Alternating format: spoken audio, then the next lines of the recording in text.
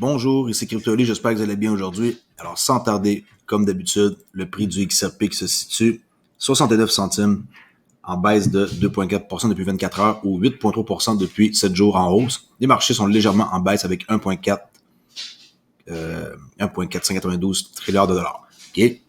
Juste pour vous dire, j'ai une chaîne YouTube numéro 2 ici qui s'appelle CryptoLi Podcast. Allez vous abonner si ça vous tente. D'accord? Alors, on va aller aux nouvelles d'aujourd'hui. Il y a beaucoup de nouvelles, mais je vais faire ça très rapidement, OK? Alors, la plus grosse nouvelle de la journée, c'est que Ripple embauche une femme, OK, qui était pour Mastercard anciennement. Et maintenant, elle est rendue pour RippleNet en Europe. Alors, le géant Ripple accueille un cadre de haut niveau de Mastercard en tant que directeur général des activités en Europe. Et elle s'appelle Sandy Young. Alors, grosse nouvelle. Si vous pensez que cette femme-là va quitter Mastercard pour aller dans une compagnie qui a un problème ou un truc du genre, détrompez-vous, ces personnes-là, ils savent où finir leur carrière. Et là, c'est la nouvelle sur Ripple.com, en quoi que Sandy Young est maintenant rendue directrice générale de l'Europe. OK, l'article officiel, là. Bon, en passant, RippleNet il continue de s'étendre en Europe avec une croissance des transactions de la liquidité sur demande, ODL, de 250%. Si vous pensez que ça marche pas, là, la liquidité sur demande, encore une fois, il y a d'autres preuves ici. 650 banques vont être prêtes et disponibles pour pouvoir donner à 24 millions de clients potentiels de la crypto-monnaie aux États-Unis. 650 banques. Excellente et grosse nouvelle. OK, on va passer ça vite fait, les nouvelles, mais je vous donne les titres pour que vous soyez au courant de tout avec CryptoLi. La Banque de la Russie forme le premier groupe de tests numériques du rouble. 12 banques russes, dont la Servbank, VTB, Tinkoff Bank, aideront la Banque de la Russie à tester le rouble numérique en janvier 2022. OK? 214,4 millions de XRP déplacés par les baleines. On voit ici la transaction de portefeuille inconnu à de Ripple à portefeuille inconnu, 150 millions. Le reste, c'est comme d'habitude, BitGo, encore une fois, qui déplace un gros montant. Puis il y a toujours des grosses transactions la veille la veille que le compte escroc va libérer 1 milliard de XRP le 1er juillet. C'est-à-dire ce soir à minuit. Sénatrice Cynthia Lummis soutient la cryptographie pour les régimes de retraite américains. Alors, la sénatrice Cynthia Lummis souhaite que les cryptos actifs deviennent une partie normale des allocations d'actifs diversifiés dans les régimes de retraite des citoyens américains. Ça va faire partie de leur fonds de pension et il va y avoir une place pour la crypto-monnaie pour la génération qui veulent bien entendu économiser et mettre de l'argent dans ça pour leur retraite. Le Mexique arrête le projet d'une grande banque d'offrir des services en Bitcoin. Qu'est-ce qui se passe avec le Mexique? Le PDG de Banco Azteca a tweeté qu'il voulait offrir des services Bitcoin au Mexique, mais un tweet des régulateurs du pays a pratiquement tué son rêve. Il semble que le gouvernement mexicain n'a aucun intérêt à devenir la prochaine nation Bitcoin. Et il ne veut pas non plus que des banques privées empruntent cette voie. À suivre. Vraiment curieux de savoir pourquoi il y a un changement comme ça de leur façon de penser. Là, c'est pas comme ça qu'ils disaient ça là, avant. Là. On va voir ça, je vous tiens au courant. Il ne reste plus beaucoup de temps pour réguler la crypto, déclare le gouverneur de la Banque de France. Là, ici en cotation, il dit M. François Villeroy qu'en Europe, ils doivent agir le plus rapidement possible ou risquer une érosion de leur souveraineté monétaire. Le gouverneur de la Banque de France, François Villeroy de Galhau, a déclaré que l'Europe devrait faire de la réglementation de la cryptographie une priorité ou risquer que les actifs numériques remettent en cause sa souveraineté monétaire. L'avocat principal de Ripple explique à quel point la bataille de la SEC est importante et pourquoi Coinbase ne devrait pas être à l'aise d'inscrire Dogecoin sur XRP. Alors ici, après avoir passé une partie importante de sa carrière juridique professionnelle à gravir les échelons juridiques et plus tard offrir des services juridiques aux institutions financières traditionnelles, l'avocat principal de Ripple, Stuart Aldoretti, raconte tout à Protocol, ici, qui dit que c'est 2 années passionnantes en tant qu'avocat de première ligne dans la plus grande bataille secouant l'espace de la crypto, qui est bien entendu un asset contre Ripple. Alors, lui, il va se battre pour la gloire de la crypto. Et Coinbase, maintenant, avec le listing de Dogecoin, hein, on sait qu'il déplore que le double standard affiché par Coinbase au début de sa bataille juridique, Coinbase a retiré XRP de sa plateforme. Vous savez, hein, ils ont été dans les premiers à enlever XRP, puis après ça, ils veulent pas les rajouter, puis là, ils ajoutent Dogecoin. Alors, allez chercher pourquoi ils font ça, là. C'est vraiment spécial de voir ça, mais hein, c'est la plus grande bataille qu'il va livrer de sa carrière pour une cause, M. Alderoty, le plus grand avocat de Ripple. La star du football, Tom Brady, prend une participation dans l'échange de crypto FTX. Allez voir cet échange-là, c'est vraiment un échange formidable. Carrière de football américain, Tom Brady devient actionnaire et ambassadeur de la marque de l'échange de crypto FTX, ainsi que son épouse, la mannequin Gisele Bündchen, qui prend également une participation dans FTX. Bank of New York Mellon embrasse la crypto, mais l'une de ses unités n'est pas si sûre. La Bank of New York Mellon affirme qu'il s'agit de la première banque mondiale à permettre aux clients de détenir, transférer et émettre des devises numériques, mais l'une de ses propres unités de gestion d'actifs n'est pas si sûre pour le Bitcoin. Bitcoin, qui est la plus grande crypto-monnaie, peut ne pas convenir à la plupart des investisseurs institutionnels en raison de sa forte volatilité et de sa faible liquidité et des problèmes de gouvernance et des risques. Alors, c'est normal qu'ils soient inquiets parce que Bitcoin, c'est pas stable. Un site que je vous suggère fortement d'aller voir, visualcapitalist.com, tout l'argent et les marchés du monde dans une seule visualisation. On peut voir, par exemple, l'argent, la cryptocurrency, military spending, et l'or, les billionnaires, c'est qui, Fortune 500. Moi, je voulais vous amener ici la dette globale à un endroit où ce que Ripple vont s'attaquer, et ça s'appelle les dérivés. Et dans les dérivés, mes amis, il y a énormément d'argent. Il y a 558 trilliards de dollars. C'est là-dedans que Ripple vont aller chercher une part du marché. Et aussi, ça comprend quoi? Ça comprend les futurs contrats, les contrats avec des options, des garanties, des swaps. Et aussi, regardez le nombre de... Un petit carré comme ça équivaut à, comme par exemple, on voit au début, là, Silver, c'est juste un petit carré comme ça, là, ça vaut juste 43,9 billions de dollars. Là. Regardez comment il y a beaucoup d'argent à aller chercher pour les dérivés, mes amis. Alors, il y a beaucoup d'argent et c'est là-dedans que Ripple vont aller piger dans les dérivés. Je vais vous mettre le lien, vous irez voir par vous-même à quoi ça ressemble. Là.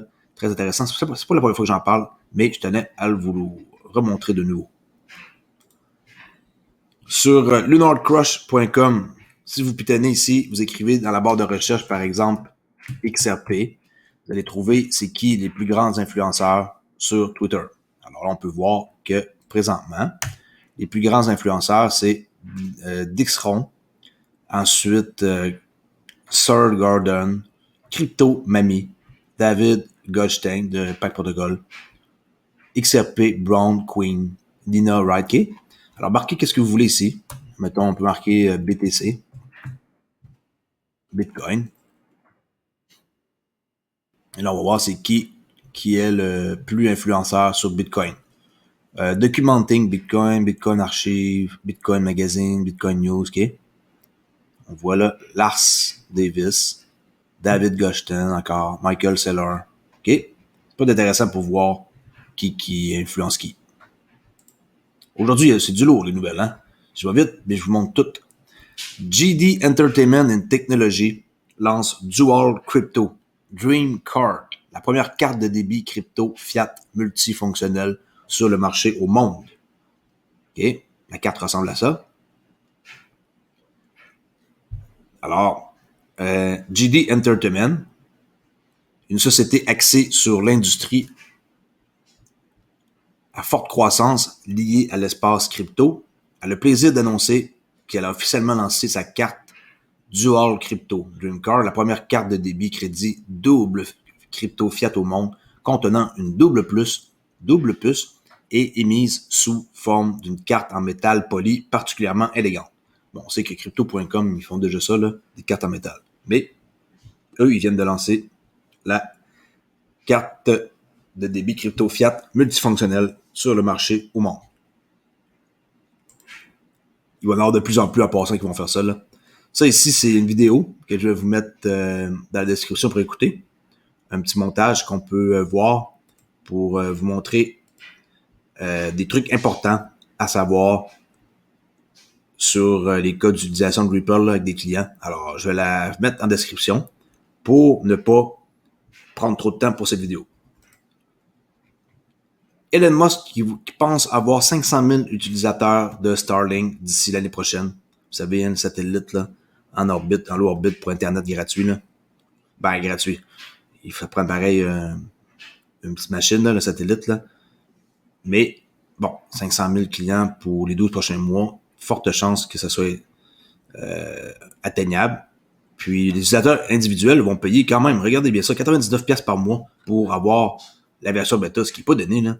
Puis l'antenne parabolique, là, ici, 499, là, c'est pas donné non plus. Puis l'Internet devrait être de 100 mégabits seconde à 20 mégabits seconde. En téléchargement, puis upload, là. Fait que 100 mégabits seconde, c'est quand même assez rapide, par exemple, là. Mais, c'est sûr que c'est fiable et que c'est en low orbit, puis ça va jamais couper rien, là. Mais, hein, c'est pas donné. Est-ce que ça va fonctionner? Est-ce que le monde va embarquer? On va voir.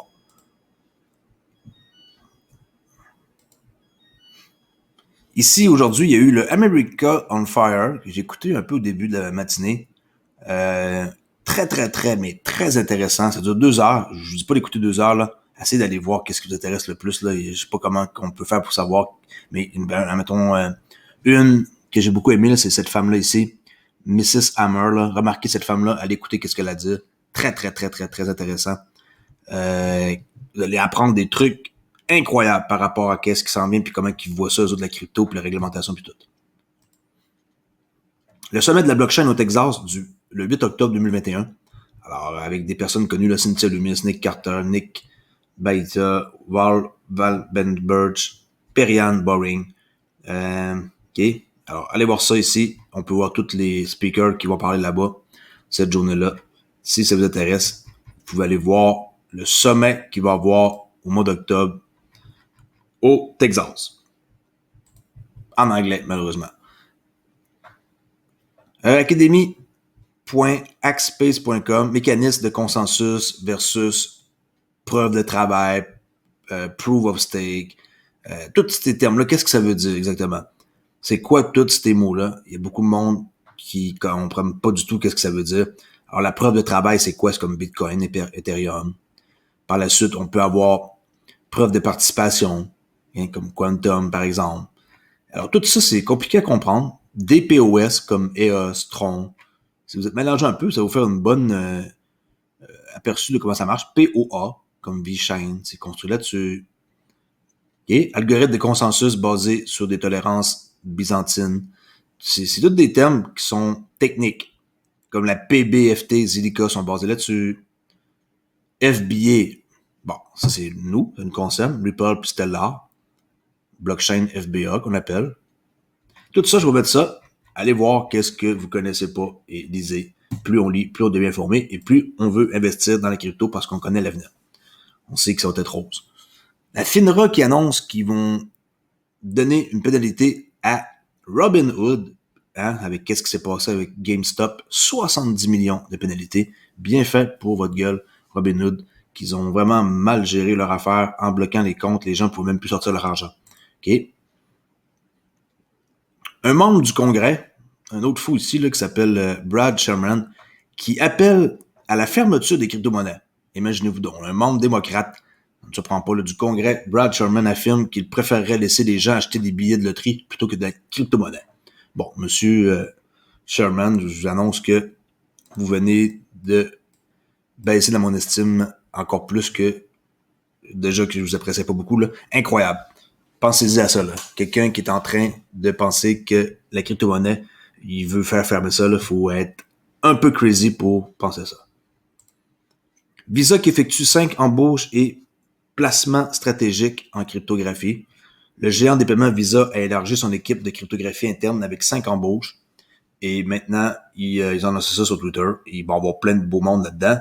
Et Visa a également ajouté un fondateur ici qui s'appelle Chaik Ukagbu, qui était l'accélérateur technologique dans la Startup 52 basée à New York, là, lui, il se concentre sur le soutien des entreprises qui ont des profils de diversité solide. Il va être responsable de la stratégie crypto, de l'équipe pour les marchés émergents. Alors, ce gars-là a surveillé pour Visa. On voit où ils s'en vont, hein, c'est clair.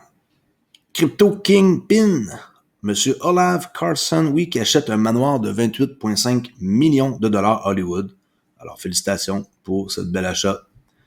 Bien avec les jours qui suivent, hein, puis de masse Dogecoin, avant que les mots crypto, monnaie et blockchain ne soient entrés dans le lexique général, un étudiant du Vassar College a écrit sa thèse de fin d'études en 2012 sur une nouvelle technologie appelée Bitcoin. Lui, il a su quand investir et oui, acheter beaucoup de Bitcoin et ça lui a permis de pouvoir maintenant récolter énormément d'argent et s'acheter à peu près qu'est-ce qu'il veut, là, dont ce manoir-là, 28,5 millions. Il y en a qui ont compris vite, il y en a qui comprennent maintenant, puis il y en a qui comprendront jamais. Dans quelle classe que vous êtes, ça c'est à vous de décider. Les avantages et les inconvénients d'être payé en crypto-monnaie. Un article sur Yahoo Finance qui démontre, qui pose ici des questions. Là, on peut lire l'histoire. Ça aussi, je vais vous le mettre dans la description. S'il y en a qui veulent savoir si c'est-tu avantageux ou pas de se faire payer en crypto. Grosse nouvelle pour Xom, qui se sont associés avec Global ID, c'est pas surprenant, là, pour l'identité partout. Moi, j'ai un compte avec eux, c'est avec des gouvernements, là, c'est vraiment hot leur procédure. Et on peut avoir un compte certifié ici, là, en quoi que c'est nous. Et s'il y en a qui sont intéressés, allez voir Xom, qui est de Toyo Labs, avec le développement du XRPL, laboratoire XRPL, puis Global ID avec Greg Kids, qui a travaillé au Trésor américain, là, vraiment comme des gars puis des personnes à qui on peut faire confiance. Allez voir, c'est pas de compte Xom. Xom, en passant, on peut utiliser des Casino Coins sur le XRP Ledger et on peut swapper du XRP pour du Casino Coin qui est encore très abordable. Dépêchez-vous. Ça, c'est rendu sur Flare Finance maintenant comme nouvelle crypto, OK? Et Pack Protocol qui est ajouté à Blockfolio. Alors, j'ai réussi à faire ça en bas de 18 minutes. Parfait. J'ai fait finalement une vidéo au lieu de 2. Oui, c'est beaucoup de nouvelles, mais au moins, vous avez l'essentiel et les meilleures nouvelles. Avec le seul Québécois à faire des vidéos quotidiennes au Québec, Crypto Ali. Et n'oubliez pas d'aller rejoindre ma nouvelle chaîne, Crypto Ali Podcast, pour m'encourager. Merci beaucoup de me suivre. Au revoir.